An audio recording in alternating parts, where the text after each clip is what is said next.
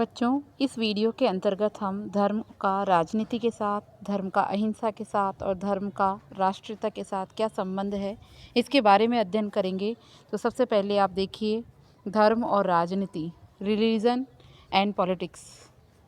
प्राचीन समय से धर्म और राजनीति अथवा राजनीति और धर्म का जो संबंध है वो बहुत ही गहरा रहा है।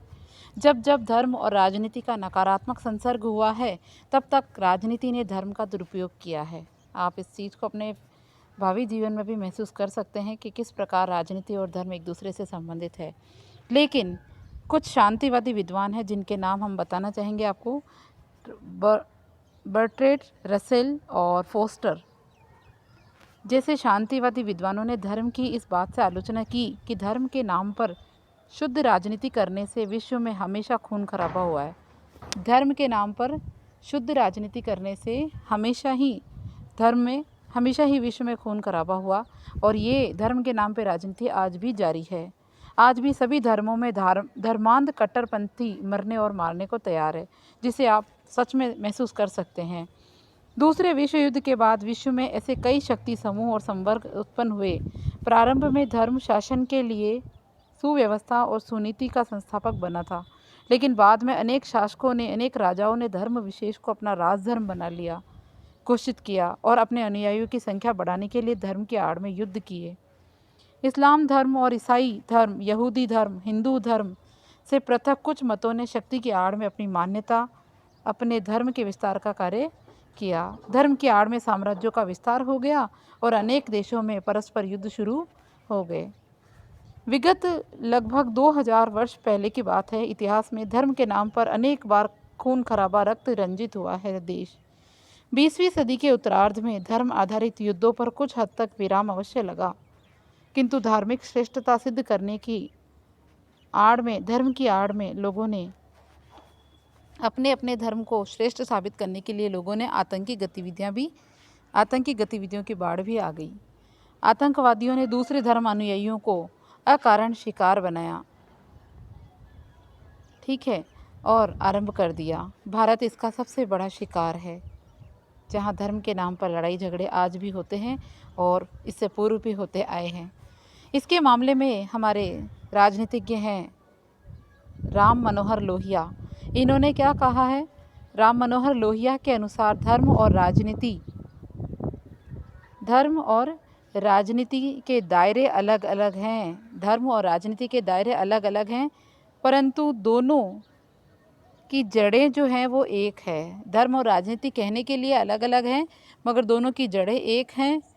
धर्म दीर्घकालीन राजनीति है, जबकि राजनीति अल्पकालीन धर्म है, ठीक है। धर्म के नाम पे दीर्घकालीन राजनीति हो सकती है, लेकिन राजनीति अल्पकालीन धर्म है। धर्म का काम सिर्फ भलाई करना है और उसकी स्तुति करना है। आप समझ सकते हैं इस बात को कि धर्म का मेन काम क्या है? भलाई करना, उसकी स्तुति करना। जबकि राजनीति का काम क्या है? बुराई से लड़ना। राजनीति का कार्य बुराई से लड़ना और बुराई की समस्या को समाप्त करना। समस्या तब उत्पन्न होती है जब राजनीति बुराई से लड़ने के स्थान पर केवल निंदा करती है, तो वह कलही हो जाती है। इसलिए आवश्यक है कि धर्म और राजनीति के मूल तत्व को समझा जाए कि धर्म का महत्व क्या है और राजनीति का लक्ष्य क्या होना चाहिए। धर्म और राजनीति का विवेकपूर्ण मिलन मानव कल्याण में साधक होता है। जब ये दोनों मिल जाएंगे तो मानव का कल्याण तैयार हो जाएगा। जबकि इन दोनों की बात अगर हम करें तो इन दोनों का अविवेकपूर्ण मिलन, यानी जब धर्म और राजनीति एक दूसरे से टकराई है, दोनों का अविवेकपूर्ण तरीके से मिलन हुआ है, तो वो दोनों को ही भ्रष्ट कर देता है और ये मानव कल्याण के लिए, मानवता के लिए अनष्टकारी होता है। इस अविवेकपूर्ण मिलन से सांप्रदायिक कट्टरता उत्पन्न होती है और धर्म और राजनीति को पृथक करने का सबसे बड़ा उद्देश्य यही है कि दोनों अपने अपने मर्यादित क्षेत्र में सक्रिय रहे, किंतु दोनों एक दूसरे का अपने निहित स्वार्थों की पूर्ति के लिए दुरुपयोग ना करें। धर्म और राजनीति हमेशा से एक दूसरे के साथ मर्यादित संपर्क में बनी रहे ना जरूरी है, क्योंकि दोनों एक दूसरे का परस्पर सकारात्मक सहयोग कर सके। ताकि दोनों एक दूसरे का परस्पर सकारात्मक सहयोग कर सके, नीतिगत धर्म और धर्मप्रद राजनीति का अनुगमन विश्व शांति की स्थापना के लिए ज़रूरी है, विश्व शांति की स्थापना के लिए। ठीक है। नीतिगत धर्म और धर्मप्रद राजनीति, जहाँ धर्म का मकसद सिर्फ मानव मात्र का कल्याण करना है ना बच्चों, वहाँ अगर धर्म अपने सात्विक रास्ते पर चल रहा है तो वो मानव मात्र का कल्याण करेगा। लेकिन अगर उसके नाम पर राजनीति हो जाएगी तो फिर ऐसी स्थिति में विश्व को इन दोनों की जो धर्मांध जो झगड़ा है उसका सामना पूरे विश्व को करना होगा। इसीलिए कह रहा है कि नीतिगत धर्म और धर्मप्रद राजनीति का अनुगमन विश्व शांति की स्थापना के लिए अपरिहार्य है, बहुत ज़रूरी है। राजनीति का धर्म को और धर्म का राजनीति को नकारात्मक रूप से प्रभावित करना मानव कल्याण के लिए दुर्भाग्यपूर्ण है। जो भी लोग इन दोनों शब्दों का गलत तरीक़ा से गलत अर्थ समझते हुए गलत प्रचार करते हैं, उसका पूरा नुकसान मानवता के लिए और संपूर्ण विश्व के लिए दुर्भाग्यपूर्ण है।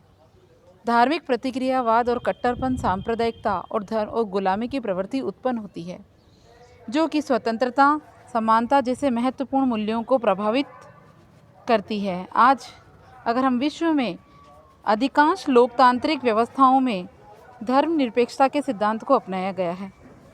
इसके मामले में आप देखिए स्वामी विवेकानंद की बात करते हैं हम। स्वामी विवेकानंद का क्या कहना है? स्वामी विवेकानंद के अनुसार आडंबर आच्छादित हठपूर्णता धर्म मनुष्य को विभाजित करता है। ठीक है। आडंबर आच्छादित व हठ धर्मितापूर्ण धर्म मनुष्य को विभाजित करता है। ठीक है। जबकि अनुभव जो है, अनुभव से विकसित धर्म मनुष्य को परस्पर जोड़ने का कार्य करता है। विवेकानंद ने क्या कहा है? आडंबर आच्छादित हठ धर्मितापूर्ण धर्म मनुष्य को विभाजित करता है, जबकि अनुभव विकसित धर्म मनुष्य को जोड़ने का कार्य करता है। उन्होंने ये भी कहा कि जो दूसरों के लिए जीते हैं वे ही सच में जीते हैं, और जो शेष जीते हुए भी मरे हुए जैसे हैं। तो जो दूसरों के लिए यानी परमार्थ के लिए काम करते हैं, सच के लिए जीते हैं, वो वास्तव में अपना सही मायने में जीवन जी रहे हैं। शेष तो जीते हुए भी मरे हुए के समान माने गए हैं, ऐसा विवेकानंद का कहना है। ठीक है। उनके अनुसार व्यक्ति और समाज में परस्पर अनुकूलता, एकात्मकता का भाव और मानवतावादी दृष्टिकोण धर्म के अनुशीलन से संभव है। ठीक है। मानवतावादी दृष्टिकोण होना चाहिए जो धर्म का रास्ता अपनाता हो, धर्म का अनुसरण करता हो। फिर देखिए धर्म और अहिंसा यानी रिलीजन और नॉन वायलेंस का क्या मतलब है।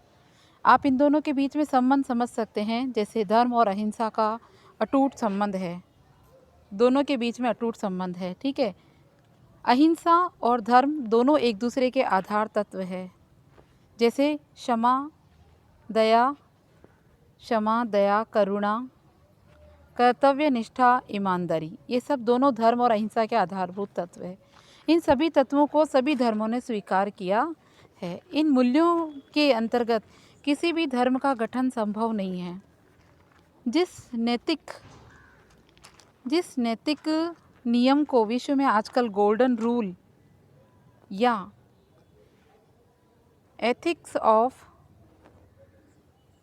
ऑफ रेस्पायरोसिटी कहा गया है, उसे भारत में प्राचीन काल से ही मान्यता प्राप्त है। ठीक है। सनातन धर्म में इसे धर्म सर्वस्वम या धर्म का सब कुछ कहा गया। क्या कहा गया? सनातन धर्म में इसे धर्म स्वधर्म या सब कुछ, धर्म का सब कुछ कहा गया। तो धर्म और अहिंसा एक दूसरे से जुड़े हैं। क्षमा, दया, करुणा, सत्य, कर्तव्य निष्ठा और ईमानदारी, इन सभी तत्वों को सभी धर्मों में स्वीकार किया गया है। फिर हम इसको देख लेते हैं, धर्म और राष्ट्रीयता का संबंध क्या है, एक दूसरे से किस प्रकार जुड़ा हुआ है। तो आप समझ सकते हैं कि धर्म जो है वो राष्ट्रीयता से जुड़ी हुई है। कई बार मनुष्य के धर्म और राष्ट्रीयता के बारे में हम पढ़ रहे हैं, रिलीजन एंड नेशनलिटी। धर्म का संबंध जो है मानव कल्याण होता है, मानव कल्याण के लिए कार्य किया जाता है, तो वही कार्य राष्ट्रीयता के लिए हो जाता है। कई बार मनुष्य किसी के बहकावे में आकर अथवा अंधाधुंधकरण करते हुए कुछ भ्रांतियाँ और गलतफहमियाँ पाल लेता है। हम चाहे किसी भी धर्म के अनुयायी हो, ठीक है, या किसी भी पंथ का अनुसरण करते हों, राष्ट्र हम सबके लिए सबसे ऊपर होना चाहिए। बिल्कुल सही बात बोली है इसने। हमारा कोई मत, कोई भाषा, मान्यता, धर्म राष्ट्र से ऊपर नहीं हो सकता है। स्पष्ट है कि राष्ट्र जो है वो धर्म सर्वोपरि है। समझ में आई बात? राष्ट्र जो है वो धर्म में सबसे ऊपर है। राष्ट्र की सुरक्षा, राष्ट्र का विकास और इसकी एकता और उन्नति में सबका हित है। इसलिए सबसे महत्व जो है वो राष्ट्रीयता को दिया जाता है। एकता, देश की एकता और अखंडता को बनाए रखने के लिए कार्य किया जाता है। राष्ट्र का विकास उसकी एकता और उन्नति में ही सबका हित है। वस्तुतः धर्म व्यवहार में परमार्थ की विलक्षण कला है। धर्म का मूल सार यही है कि हम अपने धर्म और संप्रदाय, वर्ण और आश्रम का अनुसरण करते हुए दूसरों की भलाई में जुटे और राष्ट्र को सर्वोपरि माने।